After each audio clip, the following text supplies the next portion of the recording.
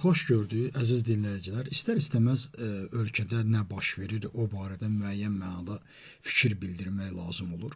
Və bu günləri bütün Azərbaycan xalqının ağırlı yerlərindən biri əlbəttə ki, təhsil sistemidir.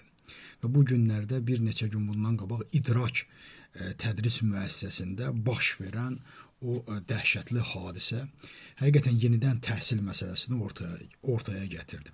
Əvvəla, həqiqətən mən anlamıram ki, ümumiyyətlə Azərbaycanda Təhsil Nazirliyi təhsili necə görür? Ümumiyyətlə bu barədə hökumətin sistemi nədir?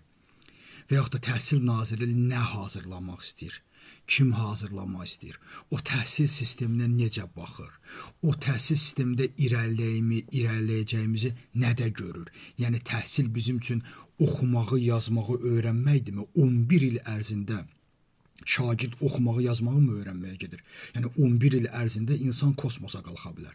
Amma biz 11 il ərzində oxumağı, yazmağı öyrənirik və bütün bu hadisələrdən sonra təhsil sistemimiz də elə bir vəziyyətə gəlib çatdırılıb ki, bilmirsən bu nə sistemidir. Öyrənilməyən, planlaşdırılmayan, necə gəldi, kim hardan nə dedi, o formada quraşdırılmış bir təhsil sistemidir ki, nə müəllimlər buna uyğunlaşa bilirlər, nə də şagirdlər buna uyğunlaşa bilirlər. Yəni, heç kəs bu sistemin nə olduğunu anlamır və bu sistem üstündə də işləyə bilmir. İkinci bir məsələ, bugün təhsil bütün dünyada necə də pul qoyulan bir sahədir. Yəni, heç vaxtı dağın başında bir dənə körpə uşaq varsa, o bir nəfərdir, mən ona təhsil verməyim, orada niyə mən rasxod eləyim deyə düşünmür. Amma bizim təhsil sistemimiz necədir? Bu günlərə bizim Təhsil Nazirliyimiz 100 dənə müəllim işdən çıxmışıq deyə fəxrlə danışır. Və yaxud da ki, 300 dənə məktəb bağlamışıq deyə bunu fəxrlə, sanki rasxoddan uzaq olduq, aha burada bu bir müəssisə deyil. Burada sən, necə deyərlər, qazan istehsal eləmirsən, sən burada daş karxanası deyil orada nə isə ixtisar eləyəsən. Bu təhsildir. Harada bir uşaq varsa, harada bir kənd varsa, orada bir dənə oxuyan uşaq varsa, sən ora əl çatımlı olmalısan, sən ora təhsil verməlisən, sən ora məktəb açmalısan, sən onu müəllimlə təmin eləməlisən. Yəni, təhsil bu qədər vacib bir məsələdir. Hər bir xalqın həyatında, tarixində. Amma Azərbaycan Təhsil Nazirliyi başda olmaqla nə düşündüyü bəlli deyil. Sanki onlara da tapşırıblar ki, sən Allah, biz müəssisələrdən bağlayla, məktəbləri bağlayla 400 dənə Azərbaycandan məktəb bərbad vəziyyətdədir. Bunu Təhsil Nazirliyi bildirir. Onun tikilməsi barədə heç kəs danışmır. Ümumiyyətlə, məktəblərin bağlanması, müəllimlərin ixtisar edilməsində sanki bir hünərlə yanaşırlar ki, biz bu qədər maliyyə itkisinin qabağını almışıq. Nə maliyyə itkisinin qabağını almışsa, sən müəllimlərə gəl çıxardırsansa, sən məktəbləri bağlayırsansa, demək ki, ölkə faciəyə doğru gedir.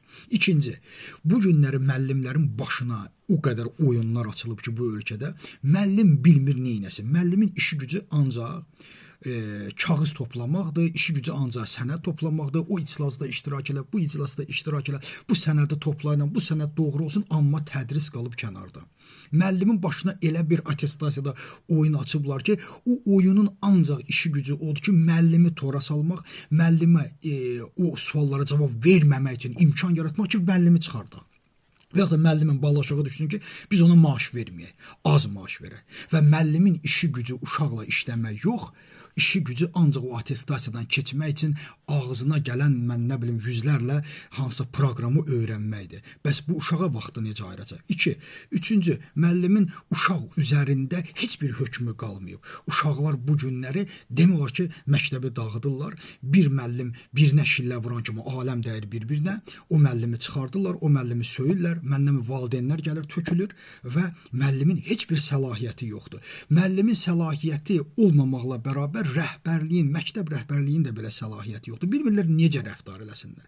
Ölkədə insanlar, məktəb uşaqları 14, 15, 13 yaşında 3000'li smartfonla gəlir. 14 yaşında, 13 yaşında olan uşaq o informasiyanın içində necə yaşayacaq? O smartfonu ona necə verirsən? Mən kifayət qədər savadlı bir insanam, gün ərzində 3 saat, 4 saat informasiya oxuyuram, amma informasiya o qədər çoxdur ki, özüm mən belə çatdıra bilmirəm. O uşağı 13 yaşında uşağın əlində smartfon neyinir?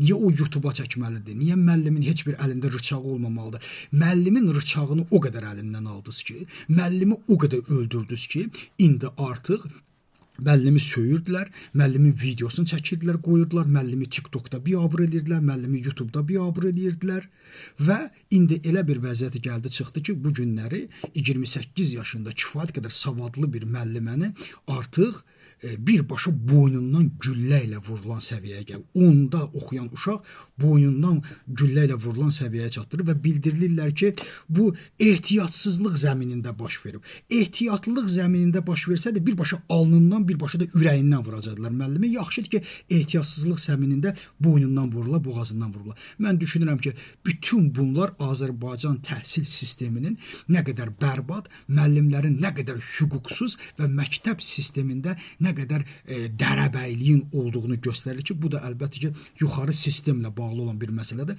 Uşaqların əlində, müəllimlərin əlində kifayət qədər səlahiyyət olmalıdır. Məktəblərin böyük bir səlahiyyəti olmalıdır. Məktəblərə smartfonlar, məktəbli uşağın smartfon gəzdirməsi qəti surətdə qadağan edilməlidir və məktəb ərazisində uşaq, şagird müəllimə tabe olmalıdır və məktəbin nizamnaməsi, məramnaməsi olmalıdır deyə düşünürəm. Təşəkkürüm diqqətinizə.